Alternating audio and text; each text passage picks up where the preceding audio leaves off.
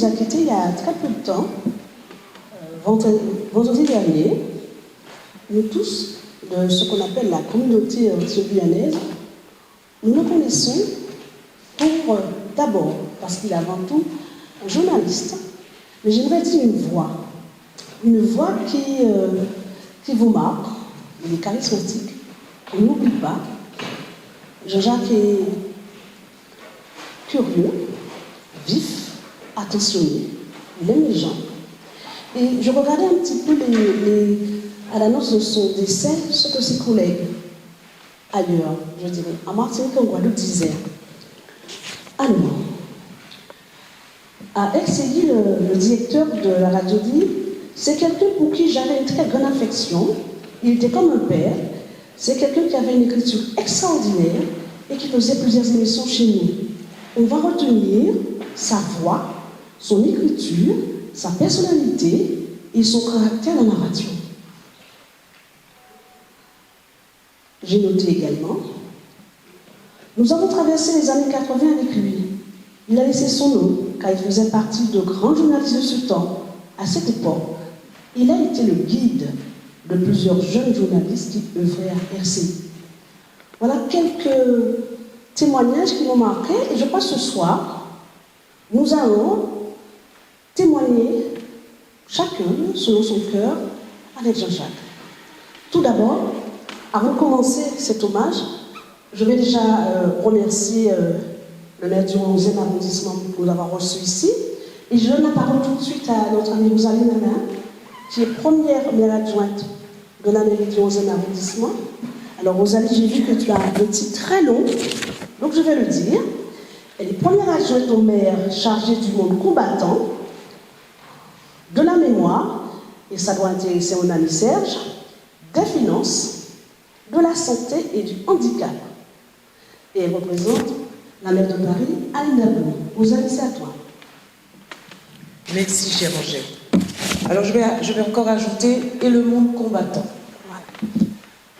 Alors, pour ma part, en ma qualité d'élu, je voudrais présenter les condoléances de notre maire, de la maire de Paris, de l'ensemble du cabinet de la Direction générale à l'outre-mer, qui ne peut pas être avec nous ce soir, tout simplement parce qu'ils sont en déplacement à l'étranger avec la maire de Paris.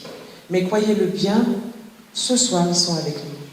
Alors, je suis élue, oui, mais je suis avant tout outre-mer. Et ma qualité d'outre-mer exigeait que je me débrouille de manière à ce qu'on rende un hommage. Un hommage à une voix, un hommage à une personne qui a marqué nos oreilles à travers la radiophonie. Ce courage qu'avait Jacques, cette ténacité, cette perspicacité qu'il avait, et on le lui reconnaît, cette gentillesse, et ce besoin de me dire, alors, qu'est-ce que tu fais? Et après? Claudine, Jean-Jacques n'est pas parti. Il est parti pour le corps. Mais l'esprit, son souvenir est avec nous. À la tome, je me souviens, ces moments qu'on a passés dans les Jean-Filles, dans le 13e arrondissement et ailleurs, et puis son temps qu'il prenait pour poser des questions, pour argumenter. Jean-Jacques ne sera pas seulement un souvenir. Jean-Jacques, ça sera un label. Alors un label pour beaucoup de futurs ou jeunes journalistes. Nous avons besoin de cette voix, nous avons besoin de cette voix. Nous avons besoin que l'outre-mer parle au-delà de nos radios nationales. Alors je sais qu'il a monté une belle radio, un beau projet, Globe Radio. J'espère qu'à travers tout ce qu'il a déjà travaillé, tout ce qu'il a déjà fait, eh bien, le chemin reste à construire. Le chemin reste à se poursuivre avec nos émotions, avec notre cœur, avec tout ce que nous aurons envie d'ajouter. Bien sûr, beaucoup d'intelligence. Et puis, le calme. Ne pas rebondir sur des discussions ou des propos terre-à-terre qui ne nous grandissent pas. Nous n'en avons plus besoin. Et Jean-Jacques, sans arrêt, me le rappelait. Je dirais à la famille de Jean-Jacques, je dirais à Claudine, à ses enfants, à tous ceux qui l'entourent.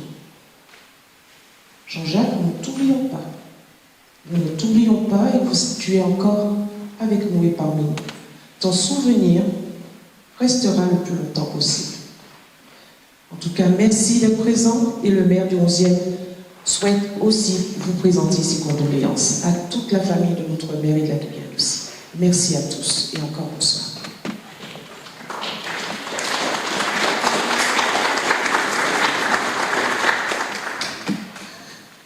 Jean-Jacques était un journaliste, mais Jean-Jacques aussi avait une autre facette. Il aimait écrire. Il y a quelqu'un dans cette salle mieux que quiconque l'a accompagné dans cette voie. Et c'est Maître Michel Jean-Baptiste, qui est avocate, écrivaine, auteure, conférencière. J'ai vu que vous avez Et vous avez accompagné Jean-Jacques dans la sortie de son dernier livre, puisque vous êtes éditrice. Et donc je vous laisse le soin de nous parler de ce double Jean-Jacques. Merci. Alors, non, je un peu comme Jean-Jacques, tout le temps debout, tout le temps dans l'action. Je suis très émue ce soir. D'abord, merci Claudine de m'avoir fait cet honneur de me demander de faire cet hommage. Je suis très émue, évidemment. Jean-Jacques, c'était effectivement une voix, ça a été rappelé. C'était une voix qu'on entendait à la radio, qui a été pionnier, il faut le rappeler, des premières radios des Outre-mer, Radio Jumbo dans les années 70. Mais c'était aussi la voix des mots qu'on n'entend pas quand on n'a pas accès à sa voix grâce au livre.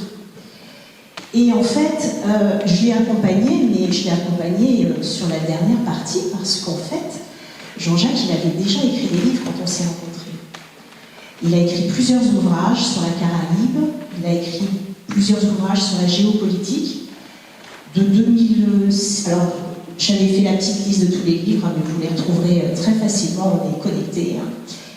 Et je ne veux pas mobiliser la parole, mais depuis 2006, il avait écrit un certain nombre d'ouvrages. Et nous, quand on s'est rencontrés par le livre, en fait, puisqu'il m'interviewait par rapport à un livre que j'avais écrit sur la Chine.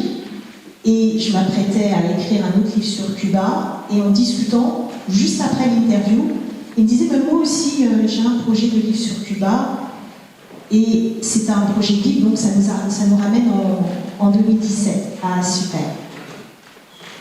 Voilà, c'est notre Jean-Jacques avec son casque. Je sais, on s'était croisés avec le radio. Et en fait, Jean-Jacques, c'était ça, c'était la voix qu'on entend, mais c'était la voix aussi qu'on lit. Et il avait des prises de position qui étaient des prises de position honnêtes, d'un journaliste honnête, mais aussi d'un auteur honnête. Et j'ai une petite phrase qui tourne en boucle dans ma tête, j'espère que j'arriverai à la ressortir de manière exacte. C'est une phrase d'Albert Camus, parce que pour moi, Albert Camus et Jean-Jacques, c'est la même famille. Ce sont des journalistes qui, à certains moments, ont dit non. Non, on n'est pas d'accord pour raconter n'importe quoi. Non, on n'est pas d'accord pour être dans une dynamique de mensonge. Oui, on est là pour la défense de l'homme et la défense des droits. Et en fait, j'ai cette phrase d'Albert Camus qui dit « Toutes les contraintes du monde ». Alors, je suis émue, donc je vais la lire, pour être sûre. Je ne voudrais pas écorner Albert Camus quand même. Toutes les contraintes du monde ne feront pas qu'un esprit un peu propre accepte d'être malhonnête. Et Jean-Jacques, il a eu ça dans sa carrière, peut-être que d'autres gens vont témoigner de ça, dans sa carrière de journaliste, à un moment donné, il a dit non, ça. Et quand il a créé Globe Radio l'an dernier, c'était aussi ça, c'était une vraie parole. Et quand on s'est retrouvé sur son livre sur l'Odyssée médicale cubaine, dans un contexte où il n'était pas forcément politiquement correct de parler de Cuba et des avancées à Cuba, il marchait un peu sur des œufs, mais sans trop marcher sur des œufs non plus, et il avait l'honnêteté d'écrire les choses telles qu'elles sont. C'est le dernier livre qu'il a publié, entre guillemets, de son vivant, en 2017, mais il m'a envoyé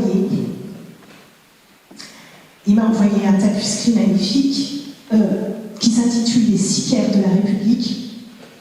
C'est son dernier livre, en fait. Il n'est pas encore publié. Il doit sortir l'année prochaine sur, je justement les exactions à Haïti, où il dénonce les gangs, où il dénonce un certain nombre de choses. Alors, comme j'ai envie de mettre justement à l'honneur notre Jean-Jacques auteur, parce que c'est vrai que des fois la radio et la télé les prennent dessus, alors après on dit oui, c'est un journaliste, c'est aussi un auteur. Juste peut-être quelques... oui, en réalité, premier bouquin 1998, la Caraïbe face à la mondialisation. D'accord. Donc moi, en fait, je l'ai accompagné, il m'a accompagné en fait. Parce que moi, en 2017, je crée la maison d'édition. Donc il m'a fait confiance. Alors je vais vous lire juste pour que vous ayez une idée du style de Jean-Jacques, de sa plume qui était aussi vive que sa voix à la radio. Par exemple, en 98, donc pas chez nous, chez Ibis Rouge, on n'est pas des concurrents dans l'édition, on est des partenaires. Il écrivait « La planète est devenue un immense casino où surfent allègrement banquiers, financiers, recycleurs d'argent sale et entreprises anonymes à irresponsabilité limitée. » C'était ça le style de Jean-Jacques, vous voyez, incisif et direct. Aussi, la liberté ne peut pas être un luxe des nations riches et développées. Ou plus loin, si la prospérité et la culture ne sont pas garanties au monde pauvre, c'était déjà en 98, la liberté ressentira une grave crise universelle. Et dans le livre sur Cuba, il abordait des questions en disant, par exemple, faire croire que l'on peut changer une société sur le plan économique et social en remplaçant le petit chef d'atelier par un membre du parti, le tout en soumettant les individus à l'anonymat et à la brimade, sinon rue dans les brancards, n'a strictement rien à voir avec les dessins de Marx. Il osait écrire ça, alors qu'ailleurs, il faut dire que nous, dans notre maison d'édition, on ose aussi, mais quand même, il osait ça.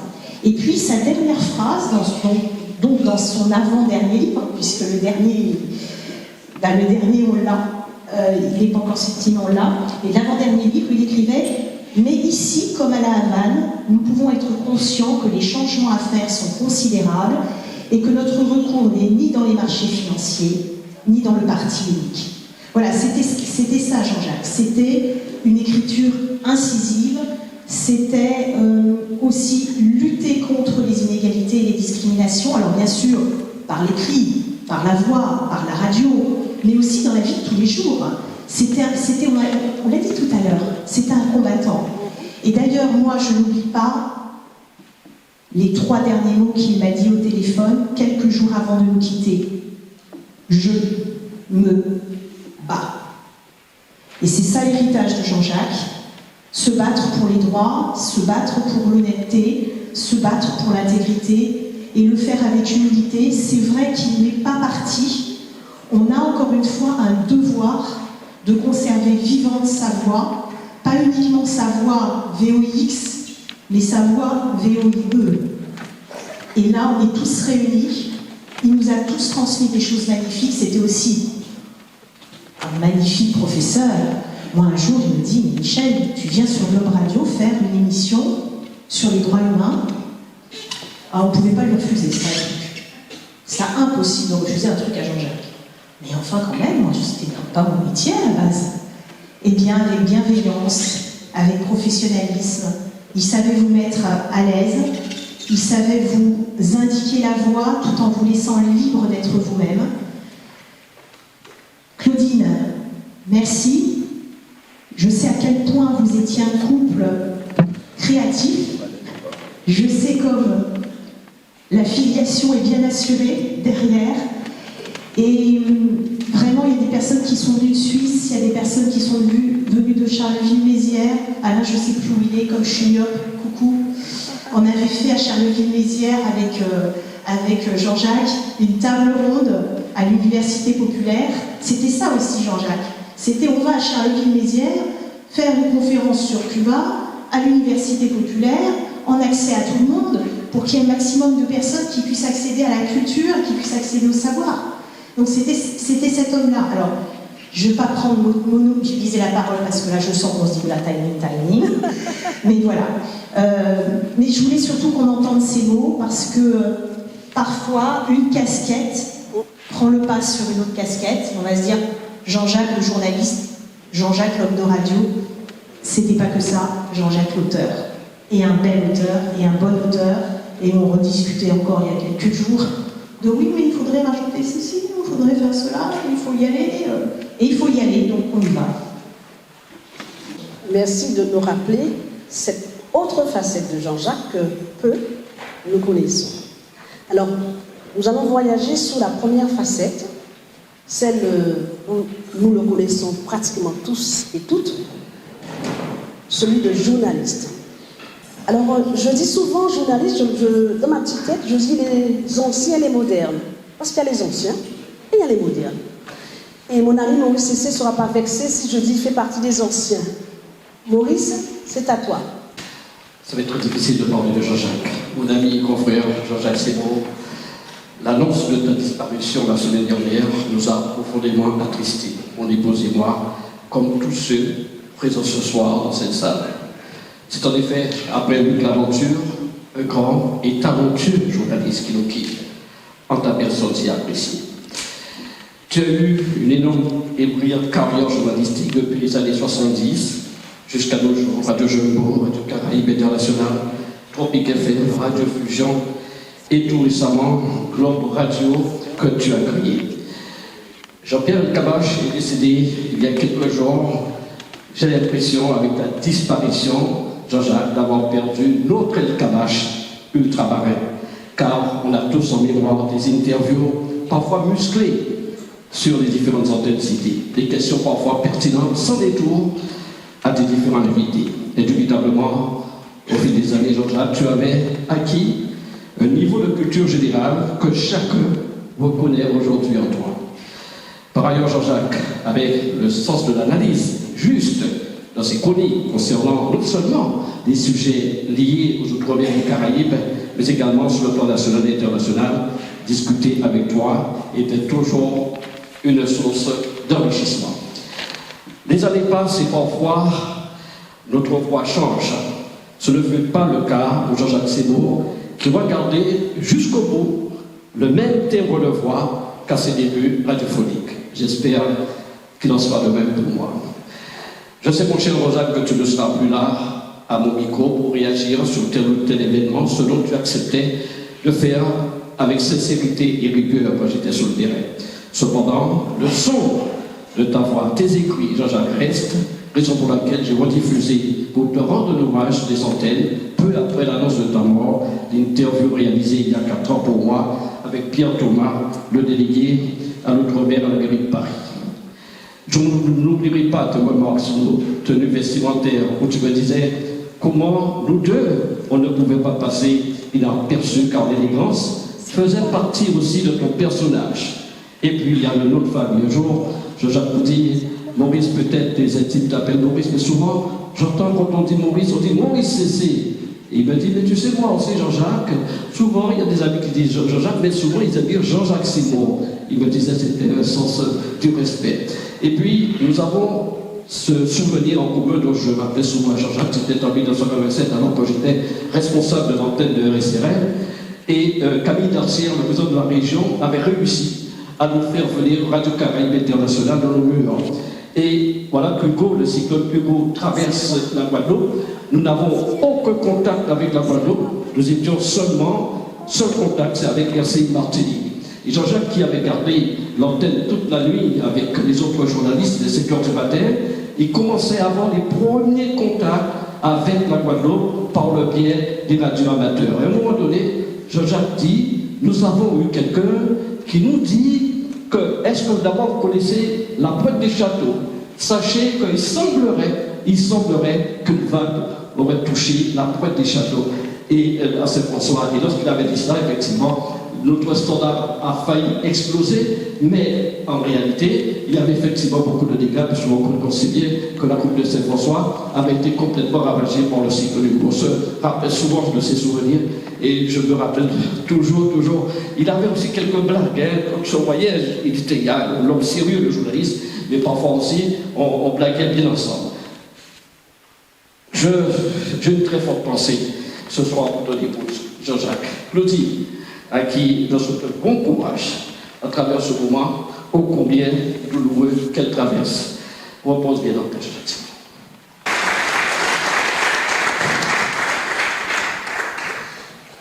je vais appeler celle que j'appelle aussi une ancienne, parce que Jean-Jacques Michel l'a dit de son propos, était le pionnier. Et donc, parmi les anciennes, il y a une qui se cache, je vais l'appeler, c'est Miguel Montluy-Félicité, qui a connu Jean-Jacques. Elle aime à dire qu'il a été son rédacteur en chef. Je lui laisse la parole. Bonsoir à tous. Alors la casquette, c'est simplement parce que c'est comme ça que j'ai connu Jean-Jacques et qui me surnommait son petit Poulbeau du Lamentin. À me souvenir de mon ancien rédac-chef à qui je rendais déjà hommage le 27 février 2022, alors qu'il était assis aux côtés de son ami, mon autre rédac-chef, Feu Luc Laventure, je garde en mémoire notre premier rendez-vous au 45 rue de Chabrol. Il était alors à Cancan.info, c'était en 2003. Intimidé de rencontrer celui que j'écoutais à RCI ou voyais dans le petit écran lors de mes escales à la Martinique en vacances, surtout que ce jour-là, il n'avait pas le sourire facile. Mais j'avais en carte ma collaboration à Tropique FM et Média Tropical, et plutôt surprise du fait qu'ils me connaissent déjà parce que j'avais initié en radio des premiers portraits de femmes noires et ils m'en félicitaient. Et là, tout était plus aisé. Je me détends et rencontre son ami acolyte, le souriant espiègle Feu Hervé et Hugues Despointes, dès lors mon ami Becquet. Il était le commercial du média. La présentation est faite auprès du directeur de publication, Pascal Jouzon, et du restant de l'équipe. Je devenais dès ce jour nouvelle pigiste régulière à Cancan. Nous étions alors au second numéro. L'aventure devait être belle et intense. J'avais en bagage un sacré carnet d'adresses d'artistes et de leaders de notre communauté, et ce n'était pas négligeable. J'avais alors mon bureau face à celui de Jean-Jacques. Nous fîmes des parutions extra. J'y ai appris plus encore le métier de rédactrice photographe, arpentant festivals, salons, foires et autres rendez-vous, alors qu'il s'agissait de mettre en lumière nos diasporas, cultures et autres richesses. Rien n'a été aisé, mais nous avons gagné tous ensemble ce challenge jusqu'à ce que nous ayons été obligés de fermer nos bureaux en 2005, en ce temps où l'estime et l'amitié ont compté pleinement. La vie fait que nous nous séparons, mais je tiens à garder de M. Seymour, journaliste éditorialiste et compagnon de route, l'exigence du travail bien accompli. Je termine donc mon propos par ces mots du poète vénézuélien Andrés Eloy Blanco qui m'avait fait apprécier. L'auteur y présente le dépassement de l'être humain d'être de plus en plus, sans éclipser personne, de se préparer, d'étudier afin de garder cette lumière tout au long de notre chemin et de la diffuser partout où nous allons. Ce qu'il faut être, c'est mieux. Et ne pas dire qu'on est bon, qu'on est mauvais. Ce qu'il faut faire, c'est aimer. Ce qu'il y a de libre dans l'être humain, ce qu'il faut faire, c'est savoir. Éclairer ses yeux et les mains, le cœur et la tête, et ensuite pour illuminer. Ce qu'il faut faire, c'est donner plus sans dire ce qui a été donné. Ce qu'il faut donner, c'est une façon de ne pas avoir trop, une façon que les autres aient leur façon d'avoir quelque chose. C'est ce que je garde de Jean-Jacques. Merci.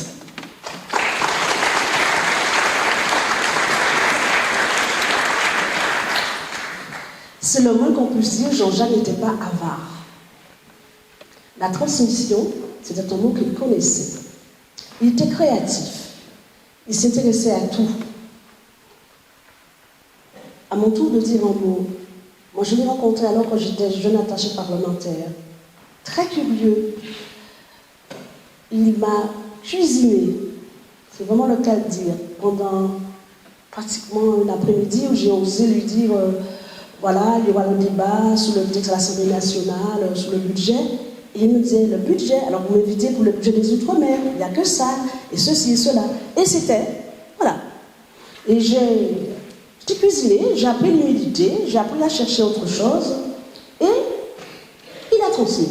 Donc Jean-Jacques, tu as raison Michel, il ne faut pas qu'on le cantonne journaliste. Journaliste, écrivain, auteur, passeur. Et sa curiosité allait très loin, même très très loin. Il s'investissait dans ce que nous faisons, dans nos associations. Et dans une en particulier, où les ONG d'outre-mer se sont organisés, qui est le CRIFORM. Et ainsi, je vais appeler le secrétaire général adjoint du CRIFORM, qui dira l'engagement de Jean-Jacques à travers cette association. Jean-Jacques Seymour, 18 octobre 2023. Je veux d'abord saluer le maire du 11e arrondissement de Paris, Et on le remercie d'avoir mis à notre disposition cette salle où nous sommes réunis ici. Je vais aussi remercier notre amie Rosalie Lama, maire adjointe du 11e arrondissement, dont les titres ont été salués ici. Je salue toutes les personnalités présentes et l'ensemble de l'assistance. J'exprime à la famille et à Claudine, notre compatriote, mes sincères condoléances et l'assure de toute notre affection. Cher maître Louvier, chère Angèle, par 2 fois, en ce mois d'octobre, je ne qualifierai pas d'octobre noir, car là, cela fait référence aux funestes événements de la Première Guerre mondiale, dont les échos étranges nous parviennent, ni également au sort des infortunés militants de la libération d'Algérie. Ainsi, tu serais devenue maîtresse des cérémonies mortuaires après Victoire Jasmin, officiant à l'inéluctable disparition d'une génération. Il y a 1 an, le 6 mars 2002, c'était notre frère Luc Laventure, et en ce jour, c'est au tour de Jean-Jacques Seymour, un autre frère qui rejoint cet Orient éternel des grands journalistes. C'est un triste bonheur pour l'association Le Créfort et pour moi de prononcer un témoignage pour un des nôtres que nous avons côtoyé et qui nous a passé au crible du professionnalisme journalistique. Rien à voir avec les parodies partisanes abjectes érigées en mise au pilori de l'invité. Et assurément, la relève au sein de notre communauté tarde à faire émerger des professionnels reconnus. Jean-Jacques vous transfigurait dans l'importance de vos fonctions, en rehaussant votre personnalité. Lors de tes émissions, tu transportais nos pensées vers des horizons qui nous étaient inconnus. De ton vivant, tu aimais à réunir tes compatriotes et amis dans le cadre champêtre de ton agréable maison, autour d'un repas gargantuesque. Et aujourd'hui encore, tu nous rassembles pour poursuivre les échanges que nous n'avions pas épuisés la veille. Je tiens à assurer à la famille et aux amis ici réunis que tant que nos mémoires seront alertes, nous continuerons à dire combien tes questions nous rendaient intelligents. Mesdames et messieurs, il faut croire que le sens de la vie est de préparer sa mort afin d'être entouré par celles et ceux qui vous ont aimé et que vous avez aimé, et ceux qui vous ont bien rendu en retour. Et l'importance de l'Assemblée ce soir atteste de l'amour que tu as prodigué autour de toi. Ce soir encore, dans cet automne de la vie, la Guadeloupe perd un de ses fils dont nous étions frères. Nous gémissons de cette perte, mais espérons, les femmes et les hommes tombent et se remplacent. Je vous remercie pour votre attention, je remercie la famille de l'honneur de m'avoir permis d'exprimer mon estime pour Jean-Jacques Seymour. Merci. Merci, je serai assez bref. Je suis très ému d'avoir appris le décès de Jean-Jacques Seymour, puisque c'était un homme, comme l'a dit son avocate, qui était extrêmement honnête, extrêmement érudit, extrêmement libre dans sa tête et qui n'avait aucun préjugé. Et il s'intéressait passionnément, on ne l'a peut-être pas suffisamment dit jusqu'alors, à la politique et notamment à la politique française. Il avait remarqué que j'avais créé un petit parti politique, l'Union populaire républicaine, qui appelle à sortir la France de l'Union européenne, de l'euro et de l'OTAN depuis 16 ans. Et le moins que l'on puisse dire, c'est que c'était prendre les éléments à rebrousse-poil il y a 16 ans. Et ça l'avait beaucoup intéressé, d'autant plus qu'il avait commencé à lire mes écrits, voir mes vidéos, et il s'était rendu compte de l'injustice extraordinaire qu'il y avait à nous taxer d'extrême droite, alors que notre objectif était au contraire de faire que la France retrouve sa vocation universelle, tende notamment la main au peuple d'outre-mer, à l'Afrique francophone, et ne soit pas enfermé dans une espèce de camisole géopolitique soumise aux États-Unis d'Amérique. C'était notre analyse. Maintenant, de plus en plus de gens en conviennent. Et lui m'avait remarqué dès les années 2014-2015, il m'avait invité à Tropic FM. Et j'avais trouvé quelqu'un de formidable, extrêmement gentil, très érudit. On partageait, je lui avais raconté comment, en cabinet ministériel, j'avais accompagné Madame Alio-Marie dans le cabinet Balladur, dans un voyage au Venezuela, avec l'ancien président qui avait précédé Hugo Chavez, et on avait partagé sur Hugo Chavez, puisqu'il était un passionné de Hugo Chavez. Il m'avait donné beaucoup la parole, enfin à la mesure de notre parti, et rien ne me scandalisait plus que de voir qu'il était quasiment le seul à nous donner la parole dans les médias. C'était sur Tropic FM. Il avait encore invité sur Globe FM. Parce qu'il voyait bien que sur Internet, on faisait de plus en plus de vues. Les vidéos que j'avais faites avec lui faisaient plusieurs dizaines de milliers de vues. Maintenant, nous avons des vidéos qui font plus de 1,4 million de vues. Et je suis le responsable politique le plus vu sur Internet et totalement interdit de tous les grands médias, encore aujourd'hui. Et ça, Jean-Jacques Seymour me le disait, il ne comprenait pas parce que ça heurtait tout ce qu'il avait appris dans les écoles de journalisme. Il avait fait Sciences Po, je crois. Pour lui, c'était contraire à l'éthique même du journalisme. Il ne comprenait pas qu'un pays qui prétend être le pays des droits de l'homme interdise ainsi la pensée de quelqu'un. Voilà, quand j'ai appris son décès, vraiment, j'ai eu des larmes à l'œil parce que c'était quelqu'un que j'aimais vraiment beaucoup et qui a porté très, très, très haut, avec panache, avec noblesse, le métier de journaliste tel que je l'ai connu. Je voudrais présenter toutes mes condoléances à Madame Claudine Seymour et à tous ses amis, toute sa famille, parce que c'est vraiment un être remarquable que nous avons perdu. Claudine et puis la famille Claudine, il n'y a pas que Jean-Jacques sans Claudine. Moi, je vous dis, chaque fois que je vois Jean-Jacques, je vois Claudine, et chaque fois que je vois Claudine, je voyais aussi Jean-Jacques. Vous étiez venu au dernier Chanté Noël que j'ai organisé à la région en ma qualité de vice-président du conseil régional. Il était avec nous tout le temps. Claudine, il va te manquer. Toi et ta famille, c'est sûr.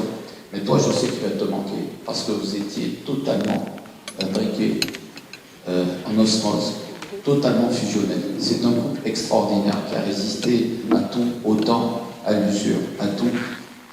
Moi, j'ai beaucoup pensé à toi quand j'ai appris par Claudicia, peut-être qu'il est là ce soir, quand j'ai appris son départ, Claudine. Voilà, je voulais te le dire. Tu es dans mon cœur, tu es dans notre cœur.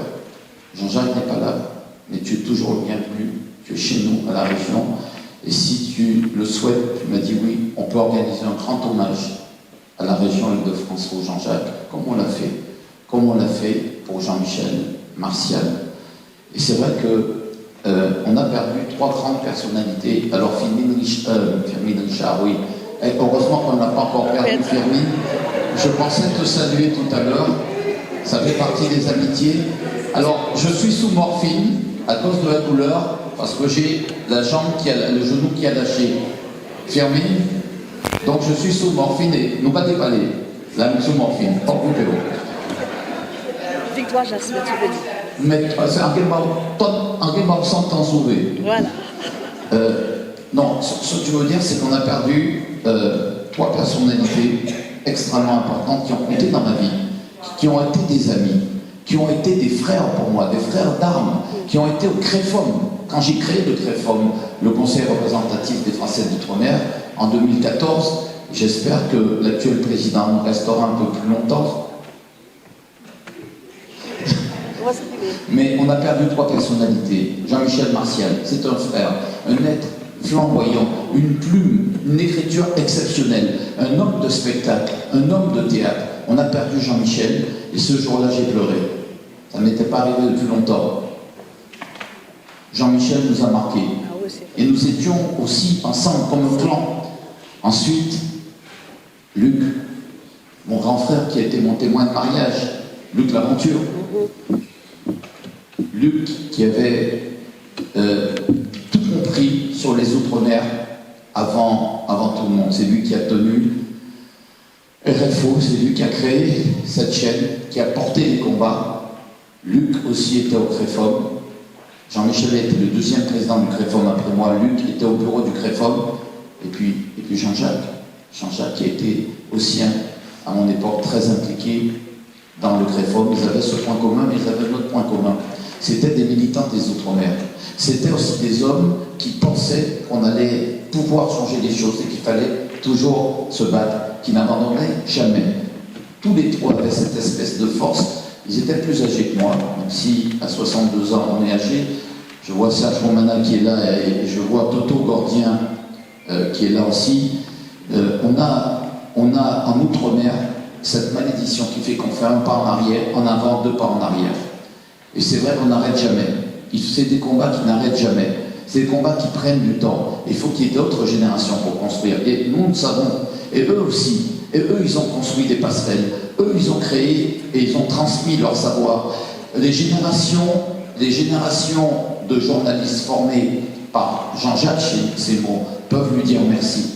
Ils peuvent, comme l'avait fait aussi Luc Laventure, mais Jean-Jacques a été un homme très important. On a eu un témoignage tout à l'heure dans la vie de nombreux journalistes parce qu'il estimait qu'il fallait transmettre. Cette passation était importante. C'était pas rentrer quelque part et fermer la porte pour empêcher que d'autres ne rentrent. C'est au contraire l'ouvrir plus grande. Ça, c'était Jean-Jacques Seymour. Et dernière anecdote, moment des États généraux des Outre-mer. Je suis délégué interministériel. Je gère les États généraux, à l'époque du LKP, dans l'Hexagone. Jean-Jacques a dirigé les États généraux de l'Hexagone. Et les propositions qu'il a pu faire, il avait piloté un module sur l'ouverture des territoires d'outre-mer dans leur zone géographique, et ça a été un modèle puisque le gouvernement Sarkozy et puis après Hollande en a repris des brides. Ils n'ont pas tout pris, et c'est dommage, mais ils ont récupéré des brides que Jean-Jacques avait créées. Mais il avait piloté l'ensemble du travail des États généraux des Outre-mer. C'était un homme extrêmement engagé, attentif aux ultramarins, mais il n'était pas refermé sur eux-mêmes. On voit M. Asselineau, vous pouvez avoir des amis comme M. Asselineau. Je salue aussi Renaud de la Villardière, qui est aussi... C'est Renaud? Non. Non. La morphine. Je salue... Vous savez, aux Antilles, je dis une chose. La mort n'est pas tragique. On danse, on rit, on chante. Au moment où on veille nos aînés. Et je voudrais qu'on fasse ça à la région quand on fera cet hommage à Jean-Jacques. Je voudrais que ce soit festif, parce qu'on le lui doit, parce que c'est un homme profondément joyeux et humain, réservé, mais profondément antillais. Voilà, je veux te dire que nous sommes avec toi et que tu peux compter sur nous. Jean-Jacques, nous, on l'aime et je prie pour lui. Toujours un coup d'avance. Mais tout ceci dans l'humilité. Beaucoup de gens, je ne savais pas qu'il avait fait Sciences Po. C'est quelqu'un qui est d'une grande qualité intellectuelle. Mais c'est vrai que je me suis toujours senti à l'aise avec lui quand il m'a reçu dans ses émissions. Et je n'avais même pas le sentiment qu'il était impitoyable. Parce qu'en fait, à travers ces questions, il vous élevait. Il vous permettait de vous transcender intellectuellement. C'était ça, sa force. Mais toujours dans cette grande humilité.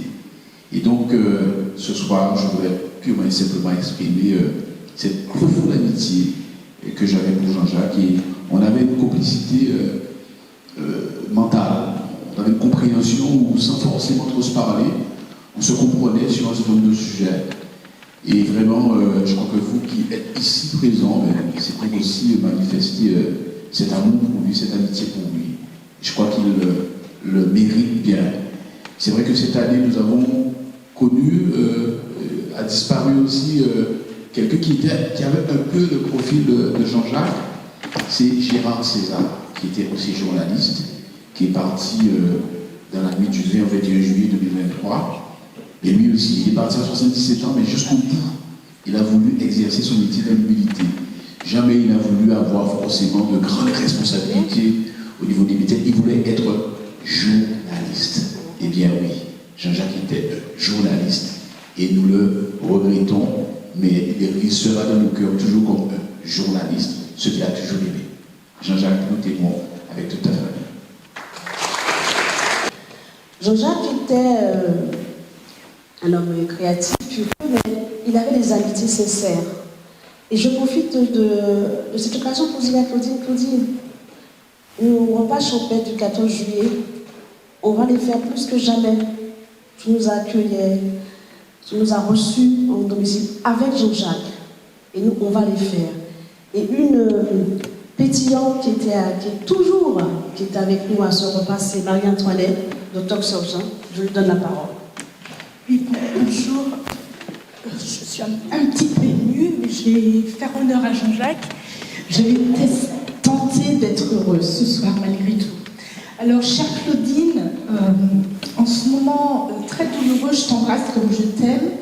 Je te souhaite force et foi.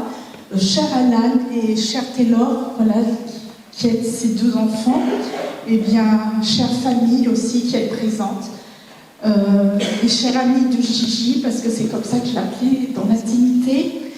Je vous serre dans mes bras, et mes bras sont très très gros ce soir. Alors ce texte, il est inspiré de la préface que j'ai faite, parce que j'ai eu l'honneur de faire la préface de Cuba, l'Odyssée médicale, qui a été écrit par Jean-Jacques, et il m'avait demandé de faire la préface. Ça a été écrit avec amour, et c'est le témoignage de qui était notre grand Jean-Jacques Seymour, du fond de mon cœur. C'est un homme tout-terrain, pas de ces terrains supervisés d'un bout de l'oreillette journalistique sur lesquels voguent certains hommes de presse superficiels et consensuels. Jean-Jacques, lui, laboure, triture, inspecte et veille au grain avant de retransmettre au monde sa propre part de vérité dans cette prose inégalée, légère, mais si profonde dans la réflexion. Journaliste éditorialiste hors pair, il tisse les mots pour en faire des nouvelles, des vraies nouvelles comme vous avez pu les écouter sur Tropique FM, de celles qu'on écoute tous les jours pour se tenir informé, et aussi de celles qui chevauchent dans la tête des écrivains. Il est rattrapé par ce témoignage inédit, par son penchant pour la Caraïbe dans ce magnifique livre.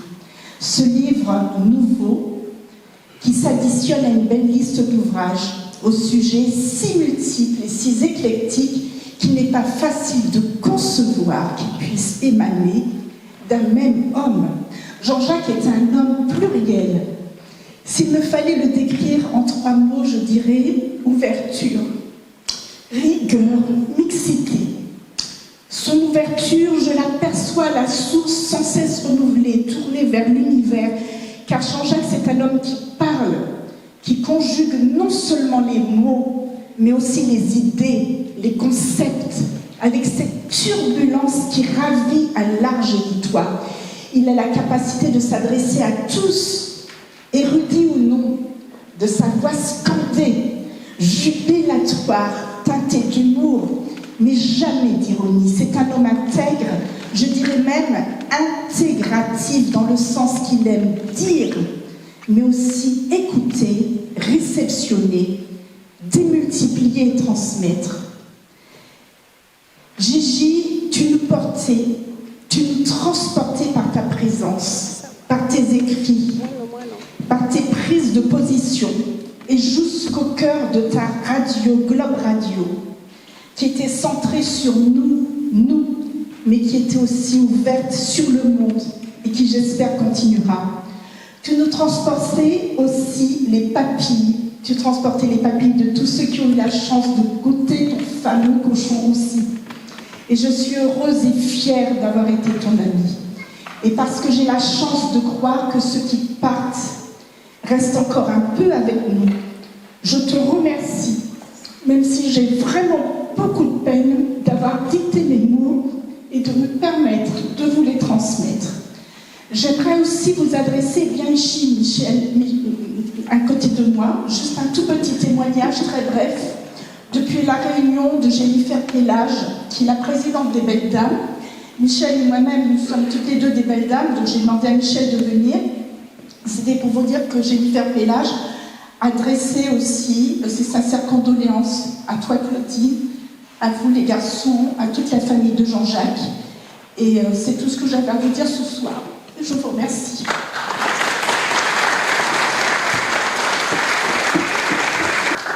Jean-Jacques avait des amitiés sincères. Et parmi toutes les personnes qu'il a rencontrées dans son parcours, qu'il a croisées, je vais citer le comédien, Luc Sétérois, qui n'a pas pu être là, mais il a demandé à son épouse, Astrid, et Luc est comme toi, Claudine, hein, c'est Luc et Astrid. Moi, j'ai connu Luc et Astrid comme Claudine et Jean-Jacques, donc je vais appeler Astrid, qui va parler en son nom et au nom de Luc. Alors, on me dit que nous sommes en vigipirate renforcée, il faudra vraiment libérer la salle pour 21h, donc je vais presser nos derniers intervenants d'être synthétique. Mais comme Astrid, c'est une grande productrice, elle sait faire. Elle va aller vite. Bonsoir l'outre-mer, bonsoir tout le monde. Claudine, mes hommages. Je ferai comme Luc. Il dit, les mots ne sont pas là.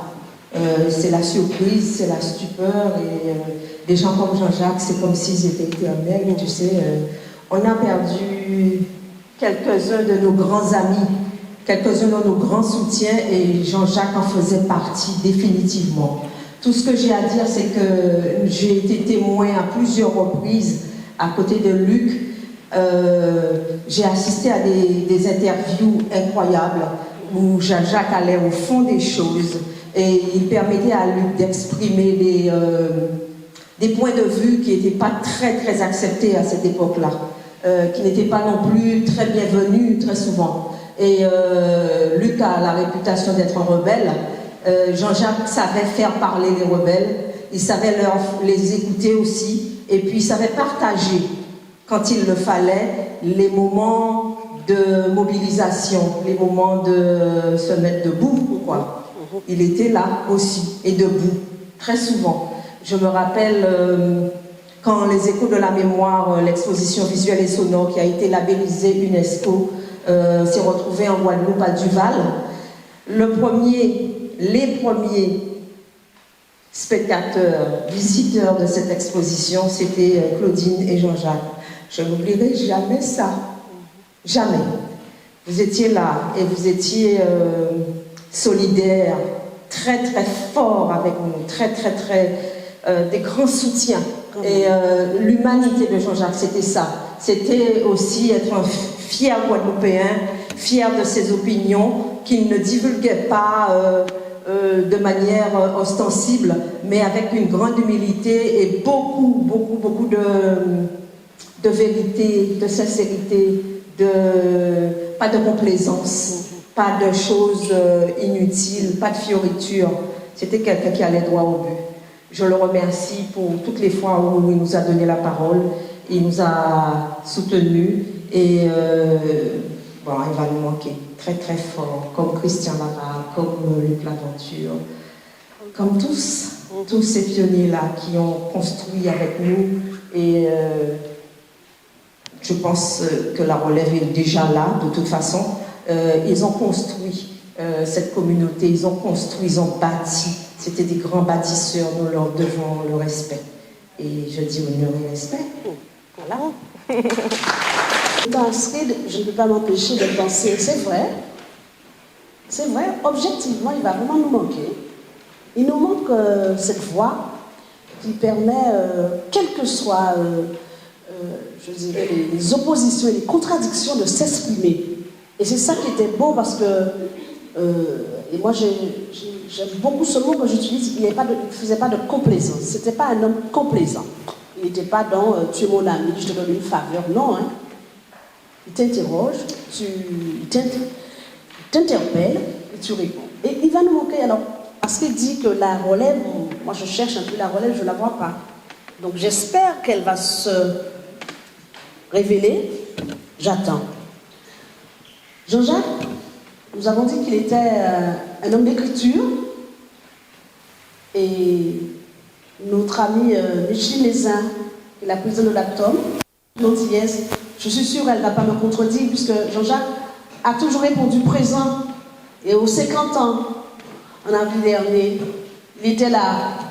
Pour être très ému, mais j'essaierai quand même de dire deux mots en la mémoire de Jean-Jacques. Jean-Jacques, c'était une aventure qui a duré 16 ans.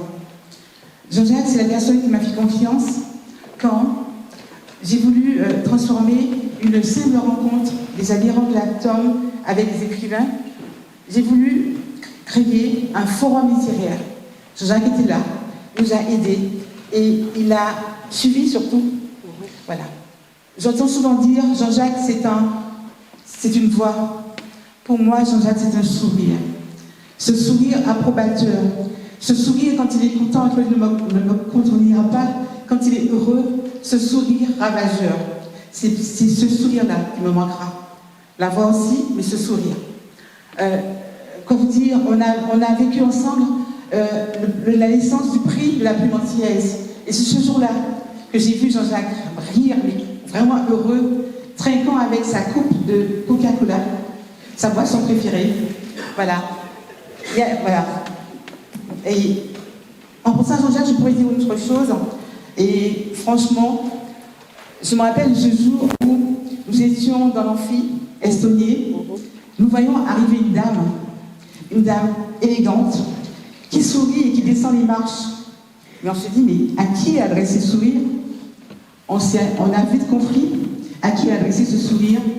Et c'est ce jour-là que Claudine entrait de nos vies.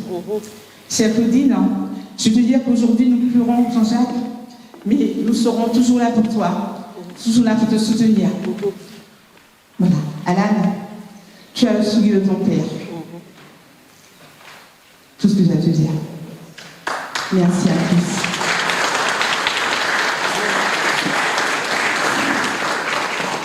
Je ne vais pas faire des jaloux, mais il faut qu'on dise vous êtes nos amis. Nous avons ce qu'on appelle la team. Et dans la team, Jean-Jacques, il y a Marie-Antoinette, Micheline, Lily, oui, que des femmes. Mais Claudine n'a eu aucun problème, je te rassure. Il était gâté, Jean-Jacques. Et donc, fais gourmet. Et Lily va me conforter. Lily vient. Lily va nous dire 2 mots à propos de... Parce que Lily fait partie des nouvelles. J'avais cité les anciennes, ce sont les nouvelles. Lily a rejoint la team. Bonsoir. Alors, ravie d'être là. Je ne m'imaginais pas être ailleurs qu'ici avec vous. Claudine, je suis de tout cœur avec toi. Alors, chaque fois que Jean-Jacques me voyait, il me dit « Comment vont mes loulous ?» Mes loulous, ce sont mes enfants. Parce que je les appelais toujours comme ça. Et il me disait « Comment vont mes loulous ?» Et tu m'as préparé quoi? Et je lui disais « Ben, tu vas goûter. » Il me dit « Ah oui, mais je goûte avant tout le monde. » Et voilà. Il m'a toujours encouragée. Il me dit « Je ne like pas, mais je vois, hein, je te surveille, je t'ai à l'heure. » Donc, au nom de ma famille, puisque mon papa, Pangou Grégoire Max, c'était un journaliste reporter, donc il a connu Jean-Jacques, il a connu Luc Laventure. Mon papa est déjà parti, lui, et ma mère, donc la famille Boncourt. On souhaite une sincère condoléance à toute la famille, à toi Claudine. Et je vais continuer à m'occuper de mes loulous, comme il me disait, et il attend mon livre. De là-haut, il verra mon livre. D'abord, on parle beaucoup de moi, Claudine, mais je veux associer cette soirée. Il y a ici Alan, que vous ne connaissez pas, qui est le fils de Jean-Jacques. Voilà. Et il y a la sœur de Jean-Jacques qui est venue, qui a pris l'avion, Evelyne.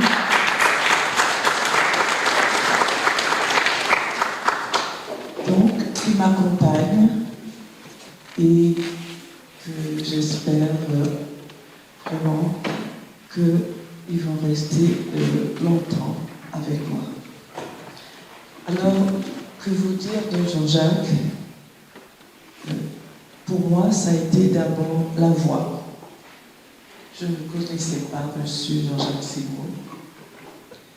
Et puis, j'ai commencé à écouter Tropique FM.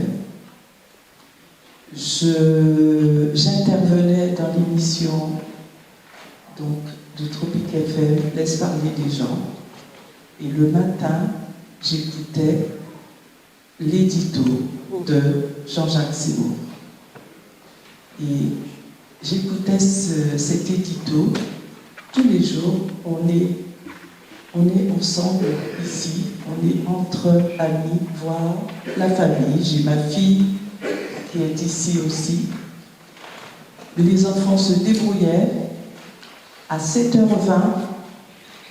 je prenais ma voiture, le parking s'ouvrait, premier virage, je m'arrêtais et il était 7h30, l'édito de Jean-Jacques Seymour.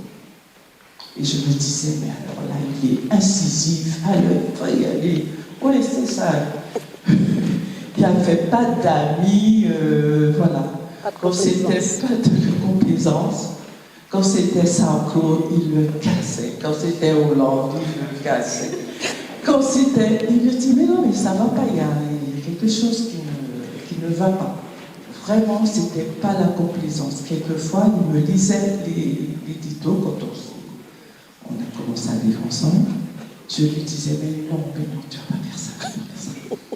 Il me dit, ça te va, ça te plaît, mais dis-moi si ça va. Je dis, oui, ok.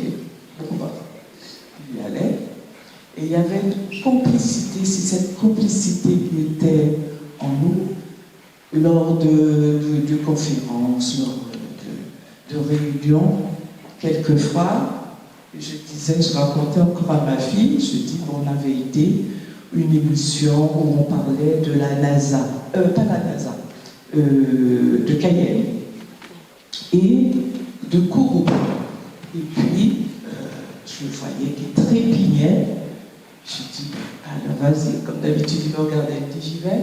Je dis, bon, vas-y, j'y vais. Et puis tout d'un coup, il commence à parler de la NASA, de Kourou. Je dis, mais après, je dis, mais Jean-Jacques, où est-ce que tu as vu tout ça? Où est-ce que tu connais tout ça? Mais c'est pas possible. Ce que je veux vraiment partager avec vous, c'est vous dire, c'est cette complicité. On s'amusait, mais vous ne le savez pas, je peux vous avouer qu'on s'amusait. Quelquefois, il me dit, tu vas. Il me dit, allez, vas-y. Alors j'étais là. Ah oui, quelqu'un, madame, le micro. Et puis après, il me disait, oui, ça y est. Et quand c'était son tour, moi aussi, je lui dis, mais qu'est-ce que tu attends pour intervenir? On a dit, je dis, allez, vas-y. Et blanc, il y allait. Donc il faut le savoir, c'est ainsi que ça se passait entre nous. Et vraiment, c'était quelqu'un par contre que lorsqu'il donnait son amitié, vraiment, il ne voulait pas être déçu. Donc il prenait un petit peu, et il restait un peu à l'écart, mais il aimait beaucoup les autres, il aimait beaucoup les gens. Voilà. Et après, ben voilà, jusqu'au bout, nous l'avons accompagné. Alan, lui tenant la main. Et moi, vendredi dernier, lui tenant la main. Jusqu'au bout. Il me disait, je veux mourir au micro. Tu vas pas quand même faire ça. Mais vraiment, on nous a laissé le temps. Et jusqu'au dernier souffle, vraiment. On lui a tenu la main. Il est parti comme cela. Et pour un peu encore résumer, parce que il n'y a pas de... Tout ceci, c'est du vrai. Il y a quelqu'un qui n'est pas là, que je ne vois pas. Bon, c'est Babette, qui a commencé comme un peu aussi Patrick, qui disait à ces deux-là, pas un pas sans latin. Ouais.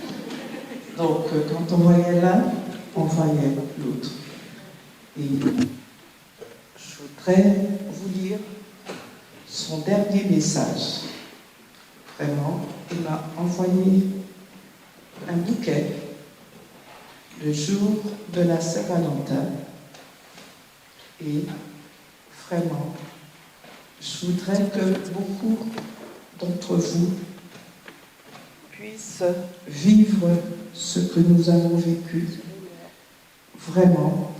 Et je ne trouve pas ce petit mot. Si j'étais partie voir ma maman et je reçois un bouquet de roses rouges, il me disait, et là, vraiment, c'est un partage qui est important pour les hommes et les femmes, les plus jeunes aussi.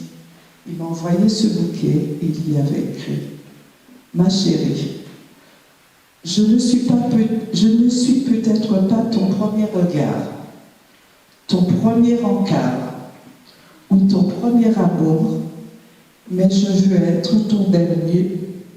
Je t'aime pour toujours et à jamais. Il me l'a relu encore sur son lit d'hôpital. J'aimerais que vous viviez aussi ce type. Voilà. Merci.